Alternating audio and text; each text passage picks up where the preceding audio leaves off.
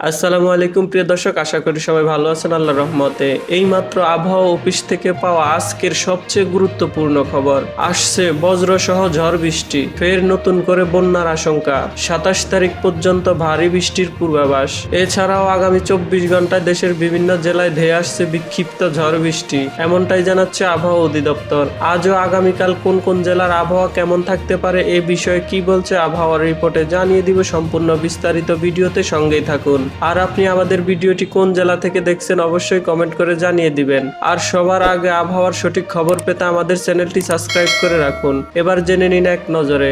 আবহাওয়ার পূর্বাভাসে বলা হয়েছে, দেশের উপর মৌসুমী বায়ু আবারও সক্রিয় হওয়ায় আগামী 24 ঘন্টার মধ্যে দেশের দক্ষিণ ও মধ্য অঞ্চলে ভারী বৃষ্টিপাত হতে পারে। এতে করে চলমান বন্যা পরিস্থিতি কিছুটা অবনতি হতে পারে। তবে এই মেঘ বৃষ্টির প্রবণতা আগামী 27 তারিখ রাত থেকে কেটে যেতে পারে বলে জানিয়েছেন বাংলাদেশ আবহাওয়া অধিদপ্তর। এছাড়াও গত 24 ঘন্টায় সর্বোচ্চ বৃষ্টিপাত রেকর্ড করা হয়েছে খুলনার কাউরায় 133 মিলিমিটার। আর সর্বোচ্চ তাপমাত্রা ছিল রংপুরের রাজারহাটে 35 ডিগ্রি সেলসিয়াস।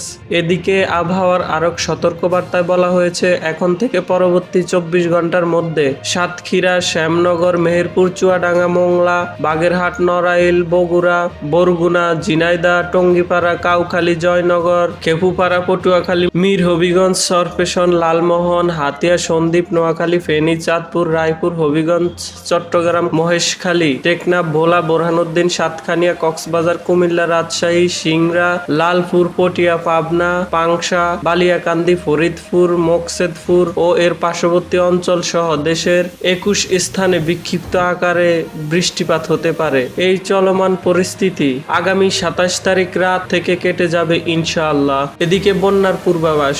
গত 24 ঘন্টায় দেশের পূর্ব অঞ্চলীয় কুমিল্লা, ব্রাহ্মণবাড়িয়া, ফেনী, নোয়াখালী ও লক্ষ্মীপুর অভ্যন্তরে উল্লেখযোগ্য বৃষ্টিপাত হয়নি।